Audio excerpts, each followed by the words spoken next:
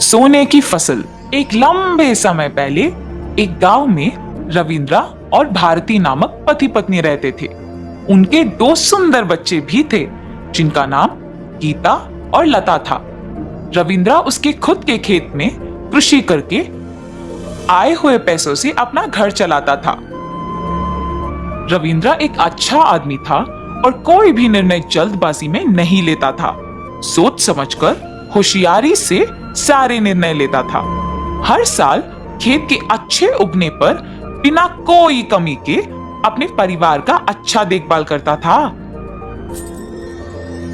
एक साल लगातार कुछ दिनों तक भारी बारिश होने के कारण उसका खेत खराब हो गया। खेत का खराब हो जाने के कारण उसके परिवार का खर्चा संभालना मुश्किल होता था। उम्मीद है कि कम से कम इस बार फसल आएगा, वरना मैं अपने परिवार का ख्याल नहीं रख पाऊंगा। और उसी आशा से वापस खेती करता है और उसी फसल की उम्मीद में रहता है। पर कुछ ही दिनों में वापस भारी बारिश के कारण खेत खराब हो जाता है और फसल भी नहीं आता है।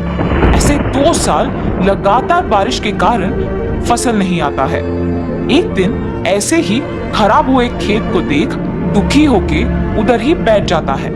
उसके बगल वाले खेत में काम करते गिरी उसे देख उसके पास आता है। अरे रविंद्रा, ऐसे क्यों बैठे हो? कुछ नहीं गिरी, मैं सुबह से देख ही रहा हूं तुम किसी बात पे दुख हो, मुझे नहीं बताओगे? ऐसा कुछ नहीं है गिरी, इस साल के फसल के ऊपर मेरी बहुत उम्मीद थी और पैसे भी सारे खर्च हो गए, इसीलिए समझ में नहीं आ रहा क्या ही करूं मैं। ठीक है, दुखी मत हो, बहुत देर हो गई है, चलो घर चलते हैं। ऐसे दोनों वापस घर चलना शुरू करते हैं जब उन्हें एक तोता झाड़ियों में फंसा हुआ नजर आता है। रविंद्रा उसके पास जाके उसे उन झाड़ियों से निकालकर उसे अपने हाथों से आजाद करता है और तुरंत वो तोता एक देवता के रूप में बदल जाती है।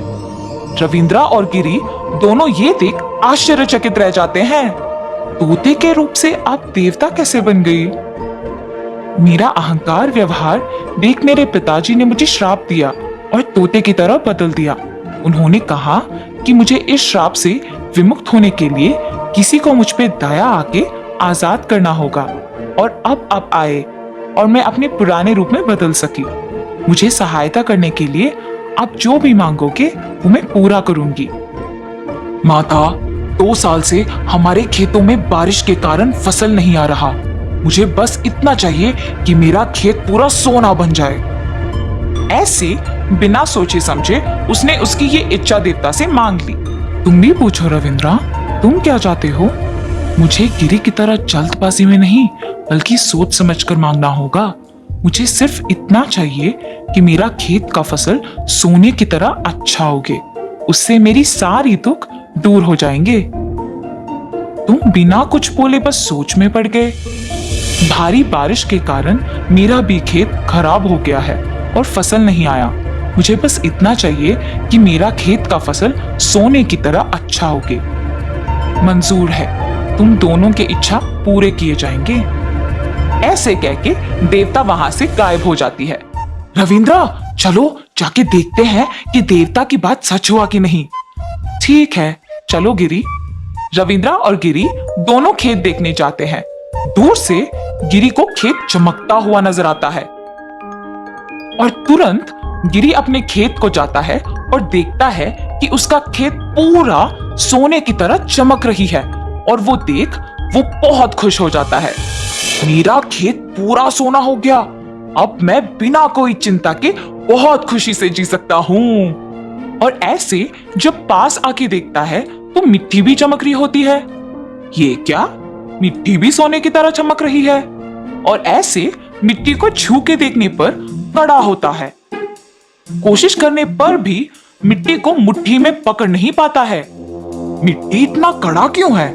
इस मिट्टी में से क्या फसल को निकाल सकते हैं रविंद्रा? और ऐसे फसल को खींचने की कोशिश करता है पर फसल भी कड़ा होता है और बाहर नहीं निकलता है। अय्यो, अगर मैं भी उसी के तरह फसल के बदले में खेत को सोने की तरफ बदल देने के लिए मांगता तो शायद ऐसे ही होता। और ये खेत तो अब कोई भी काम की नहीं है, अब मैं क्या करूं? और ऐसे दुखी होता है। क्या रविंद्रा का भी खेत ऐसे ही हो गया होगा? रविंद्रा, चलो जाके तुम्हारा खेत देखते हैं। ठीक है, चलो गिरी। और वहां से दोनों रविंद्रा के खेत की ओर निकलते हैं। रविंद्रा के खेत में पूरा फसल उग के हरा भरा निखरता है। हवा की वजह से हल्का सा सारा फसल इधर उधर लहराता है। गिरी शक में जाके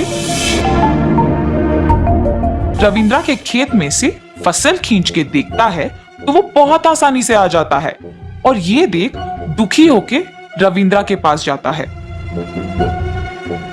गिरी, तुम मेरा खेत देख इतना दुखी क्यों हो? क्योंकि उस देवता ने मुझे धोखा दिया है। तुमने और मैंने एक ही चीज मांगी थी, पर मेरा खेत पूरा सोना बन गया और तुम्हारा खेत पूरा हरा भरा फसल के साथ निखर गया। ऐसे देवता को कोसते रहता है जब वो वापस प्रकट होती है। गिरी, तुम मुझे क्यों कोस रहे हो? तुमने यही कहा कि तुम्हें तुम्हारा खेत पूरा सोना होना चाहिए और मैंने वही किया। रविंद्रा ने ये कहा कि उसको उसकी खेत का फसल सोने की तरह उगना चाहिए और वही हुआ। ऐसे कहकर वहां से गायब हो जाती है। अरे रे, मेरे जल्दबाजी के वजह से ही ये सब हुआ है। ये सोच दुखी होता है। क्यों दुखी हो तुम गिरी? चिंता मत करो, मेरा फसल अच्छा आया है ना, उसको मुझे बेचने दो। जो पैसे मिलते हैं उसे हम आधा आधा बांटेंगे। रविंद्रा, अगर मैं तुम्हारी जगह होता तो बिल्कुल ऐसे नहीं करता। मैंने लालच में ठीक से सोच समझकर निर्णय नहीं लिया। तुम्हारी तरह फसल का अच्छा उगना मांगना था, मगर जल्दबाजी में मैंने सोने का खेत मांग लिया था। अब से मैं कभी भी जल्दबाजी में फैसला नहीं लूंगा। कुछ महीने बाद रविंद्रा का फसल उगता है और वो उसे बेचता है और रविंद्रा उसके वचन के अनुसार आधा पैसा गिरी को दे देता है। उससे वो दोनों खुशी खुशी जीते हैं।